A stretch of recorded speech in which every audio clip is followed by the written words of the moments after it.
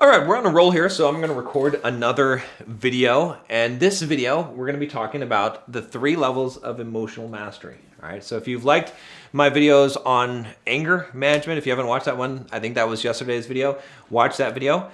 Today, we're going to be talking about emotional development, emotional mastery, what I call the 3 levels of emotional mastery. Again, this is a concept that I have come up with on my own. It probably mirrors something that someone has put into some kind of book on psychology or some wisdom from some book, because wisdom is universal, guys, okay? And when you figure out these things, then you should come up with your own life philosophies and own teachings as well. But this is a way that I remember these things for myself, and is how I help my students, my coaching students, to be able to grow and to develop themselves by recognizing these phases. Okay, so there are 3 levels of emotional mastery. The first level is what I call wearing your heart on your sleeve. The second level is what I call emotional numbness or zombie mode. And the third level is what I call feel the pain and keep on walking. We're going to talk about each level, how to graduate from the levels, and and what it looks like. All right, so at the very basic level, we have wearing your heart on your sleeve. This is where most guys start in life, okay? Some of you guys are still there, all right? It looks like this. It looks like you oversharing your emotions too much and feeling like you need people to care about how you feel, and so you're telling them, right? So this looks like you're in love with a girl, all right? You wear your heart on your sleeve, you tell her all the mushy things, right? Because you don't even really know her, you just saw her, and you write her this sappy love letter, and then she crushes your heart because she's just like, what the heck, this guy is pathetic. He's just like spilling out all these emotions, and he's so emotional. Okay, that's wearing your heart on your sleeve, all right? And most people start in that state until they get crushed. When you get crushed enough, you get your heart broken enough, you're tired of people stomping on your emotions because you're just wearing them outside of you. Your heart is outside of you to be injured by anyone who comes by. That's when you start to go to level 2 of emotional maturity, okay? Which it might actually be a step backwards, but these are the phases, all right? And let me tell you more about phase 1 before we go into phase 2. In phase 1, okay, in level 1, when you're wearing your heart on your sleeve, what it looks like is you're being open, okay? Remember the video, I did a video maybe about a week ago about being open, about having your heart open, and what it is to mean to be open. Okay, so if you haven't seen that video, go back and watch that video. All right, I'll try to put a link down below to that video as well. But it means that you're open. So it means that you are allowing pain in.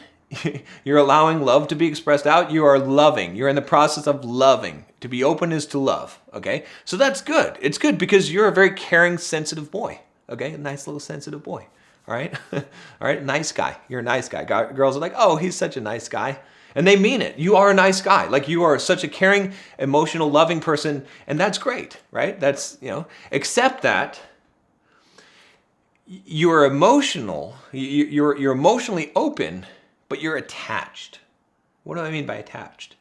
It means that you are affected. Like, these emotions that you have are affected by other things and other people and the outcomes of situations. Again, the video we talked about yesterday about getting rid of anger. Oh, it's you could even say that it's the same thing as having an expectation. All right, but it means you're attached. All right, so you're wearing your heart on your sleeve. You express this love for this girl, right, that you haven't even really met. I mean, you just saw her and you just fell in love with her, okay? You write this sappy love letter, right? She says, oh, you're really nice, Johnny, but you're a nice guy, but yeah, I don't see it working out. I would rather just be friends. I like our friendship too much. Whatever she tells you to let you off easily, and you're crushed, right? Because you were attached to her response. And it's a dangerous place to be, because you're going to be constantly being smacked around, because your whole life, your whole internal emotional state is completely influenced by outside forces. So it's not a good place to be. It's a very immature place to be. But most people, most guys will reach level 2, which is what I call zombie mode or being numb. All right, this is your phase where you start listening to emo music, okay? And you're, and maybe some punk rock, and you're just like, maybe you go goth if you're one of those kind of people, and you're just like, no, I will not feel pain. No one can hurt me. And it is true. No one can hurt you. Literally, when you're in that phase, I was in that phase for a long time, a long time. I was proud of myself. I was like, I am so stoic, like nothing can penetrate this fortress, right? You cannot hurt me, okay? I could literally watch someone sobbing their eyes out, just crying, and I would not be moved an inch emotionally. I don't care at all, right? I thought at one point when I was in this phase that I was not a psychopath, but a sociopath. I seriously thought I was a sociopath, okay? Sometimes I still feel like I could be, not that I am, but that I could have those tendencies because I can disconnect, right? Which we'll talk about, attachment. I can detach, all right? Which could be a good skill, but it can also be a bad skill, all right? So in this phase, okay, and you probably recognize it because, raise your hand if you're there because I'm guessing 90% of guys that are going to watch this video are in this phase, in the second phase. Some of you guys in the first phase, you need to get some balls, okay? You're going to get kicked around, right? It'll happen. You'll eventually get out of that first phase because you get tired of it. But don't see the problem is a lot of guys in the first phase, they don't have a guide, they don't have someone to help them, and they go directly from the first phase to violence, which is bad. Okay, so it is important. It's better to be in the second phase than be in the first phase than to stay there too long. So in the second phase, okay, in this emotional numbness zombie mode, you are non-attached. So you've gotten rid of attachment. Good job. Except you've closed your heart. Okay. The only way that you could non-attach was to close your heart. Okay. So you stopped. It doesn't matter that Susie Q rejected you and she didn't like your love letter anymore. Because you didn't even write her one. Because you don't care. Okay? Because, maybe you start to get a little bitter. You've got a negative attitude. You're jaded about everything. People suck. This sucks. Everything sucks. Everything is crap. I don't care. It doesn't matter. Listen to my goth music, my emo music, whatever. You understand what I'm saying? That is the phase. Because you're not attached to things. But unfortunately, your heart is closed. So you can't express love. You can't feel love. You're not in a loving place. You're in a bitter place. When your heart is closed, you're bitter. You're angry. You're twisted inside. It is not a good place to be, but you're protected. And that's why you stay there. Then hopefully you can graduate to the third phase. The third phase is what I call feel the pain and keep on walking. Okay? What does this look like? Well, this looks like your heart is open again. Okay? You're open. You're loving. You're still non-attached, okay? You retain the non-attachment from level 2. And so you can love, and even if your love is rejected, it doesn't prevent you. You keep on pouring out the love, but you feel the pain. But it does not influence your actions or your true internal state. You can acknowledge the pain, you can experience the pain. It almost to a degree, the pain feels good because it makes you feel alive. Because you are realizing that your emotions are like a symphony. They have range to them. And you're experiencing the highs of love and the lows of depression. And you're not trying to have one or the other. I mean, obviously you want to have more good stuff than bad stuff, but what I'm saying is you're not blocking either experience. You're seeing this all as part of the art, that your heart is able to produce all of these feelings and all of these different tones. And you see it as musical. You see it as beautiful. It's not always what you want, okay? But everything in life is not always what you want, but you still value the experience of it. And you don't let it get to you. You don't let it get to your ego, to yourself, and you don't let it cause you to take actions.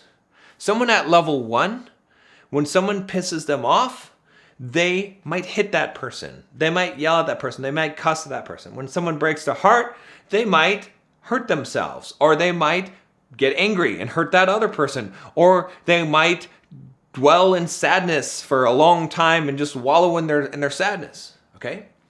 When someone's in level 2, they don't do crap. We already know, right? But when they're at level 3 and someone hurts them, they stay open. Their heart is still open. They're still loving. They're feeling the pain. They're experiencing the pain. They are still rational in their being. So they're still able to make rational decisions in spite of being hurt. So that's why it's feeling the pain and keep on walking. It doesn't stop you. At level 1, when someone hurts you, you might stay in bed for a week and not do anything. At level 3, when someone hurts you, you experience that pain. It doesn't cause you to stop loving them or to close your heart off and to become bitter and jaded. You just keep on walking right through that pain and you experience that. Okay? So how do we get through those levels? Well, before I tell you that, let me tell you real quickly, if you want some coaching, you want some help with this kind of stuff or just your life in general and direction, you can send me a message. I do some one-on-one coaching. Usually it's full because I don't take on very many clients, but if you really have done the work yourself and you want to take things to the next level, I'm happy to help you with that. And also, I do offer right now a financial freedom program. There's links down below. You can check out all the stuff that I have to offer. There's a Bulldog Mindset membership. And with my financial freedom program, I help you to become financially free, to build a business, to invest in real estate, and all of those things. Okay. So I just wanted to give you that as an opportunity if you're looking for more help in areas and you're enjoying these videos. All right. So now let's talk about how do you go through the levels? Well, I don't really need to tell you how to go from level 1 to level 2, okay? I mean, I'll give you sort of the idea, and maybe you can even skip level 2 and go to 3, all right? But if you're in level 1 right now and you're wearing your heart on your sleeve and you recognize that, the best course of action for you is to start studying Stoic philosophy and go straight to level 3, okay? You leave your heart open. That's good. I'm glad that you're a sensitive little boy. All right, no, I'm serious. I'm glad that you care about people. That's good. But you're a nice guy. Why are you a nice guy? Because you're not, like, the way that you care about people has an attachment. It has strings attached. Your love is not pure. It's not unconditional. As soon as someone crosses you, you're going to withdraw that love. Okay? So what you need to learn is to be more stoic, to learn non-attachment so that you're not attached to the outcomes, right? So that I think Sycax, he had an analogy of the sun that keeps on shining no matter who it shines on. I thought that was beautiful. Okay, shout out to Sycax. He's a great guy. All right, so you have to learn to not be attached to the outcome. So if you write that love letter to Susie and Susie Q is like, you're not for me, then you're at peace with that. You're like, okay, this pain, I feel this pain. It hurts. Like however, I accept this. I'm not angry about this. I allow this to be, and it doesn't affect my actions. I'm not going to do anything drastic actions. I'm not going to say my life is over. I'm not going to say my life is ruined. I'm just going to say this is part of my life. Okay? So that's how you get there, is you practice that over and over again. I would suggest reading Seneca's Letters to Lucilius. Okay? I've got a copy. I won't pull out the copy because you can look that up. There's a free version online, or just get the book of it. It's totally worth it. You can read Marcus Aurelius's Meditations, but I feel Seneca's letters are better at that.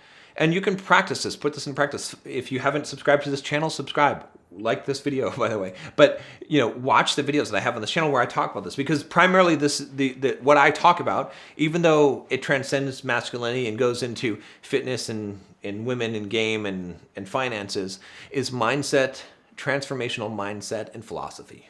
All right.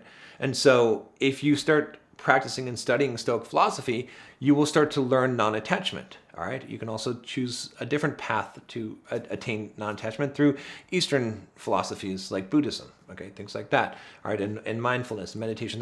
There's many ways to get there, but the idea. Another good book is Untethered Soul by Michael Singer. In fact, he has an audio program called, I think, Exercising or Journeying into the Untethered Soul. Very, very excellent about this. All right, but this is your solution to get to level 3. Let's skip level 2. You don't even need to be there. All right. If you're on level 2 right now, okay, and you're in an emotionally numb state, it's probably hard for me to get through to you, but there's probably some part of you that you're still feeling some emotion. Okay, it's impossible to completely shut it out. It's just that you're just no longer connecting with people. You're closed off. Okay, it's good that you're non-attached. That's great. You've probably figured out the harder part. Honestly, being non-attached is really hard. Okay, so that's good. Okay, but what the challenge for you is to remain non-attached but still open your heart. So what you need to do at this point is to practice just opening and being in love. When I say being in love, I mean being in a state of love regardless of what happens. Just practice acknowledging, accepting, right? You have a problem with acceptance. You're not attached now, that's good. But you can't accept the pain. You can't accept the way the universe is. You can't accept the things that you don't like. And so you close yourself off to them. For instance, Let's suppose that me and you are in a conversation, all right? And I tell you something about yourself that you don't like, but it's true. It's a fundamental truth. Or even if it's not true, it's my opinion and I really do think that, okay? If you're being open, you're receiving that. Whether it's true or not, you want to know what I actually think. And you want me to be able to express what I think because you don't want to be ignorant of that. And if it's pain that you must experience, then you would want to experience that pain because it is for your growth. And so you remain open. You withstand that. You don't close off and get defensive. Okay? And so that's hard to put into practice, but hey, I have good news for you. If you're in a relationship with a woman, you're going to get a lot of practice, okay? So that's good. So it'll be easy for you to do that. But unfortunately, if you're in a relationship with a woman and you're in phase 2, this level 2 for a long time, she's going to start to get into, she's either going to go elsewhere to get her emotional needs met, right? All right, cheat on you, whatever it is, like even if it's not in person, it might be in romance books, okay? A lot of women get involved in that because of that reason. Or she's going to go numb as well. Okay, so you have to reopen her up, and she's going to have a lot of bitterness and possibly some hatred towards you because of you being closed off and being in this state. And she's not going to believe you at first. So you're going to get some real challenges there, but it's good because it's going to get you to that level 3. And if you're already at that level 3, the best thing that you can do is to continue to practice being in that state because you're not always going to be at level 3. Okay, I'm not always at level 3. I'm there a lot of the time, honestly, because I've worked on this stuff, okay? But there are times that I get knocked down I can feel myself going to level 2. There's times even when I feel myself regaining attachment and I'm operating in level 1. It's very rare now, to be honest with you, which is a good thing, but it's still possible, right? So don't think that you don't have to continually practice and do this. All right, so those are the 3 levels of emotional mastery. Let me know, what level are you at? Leave a comment down below. If you like this video, give me a like on this video, and obviously share this video. There's a ton more videos coming out. Make sure you watch the videos every single day. I'm putting out a new video, and I will see you tomorrow.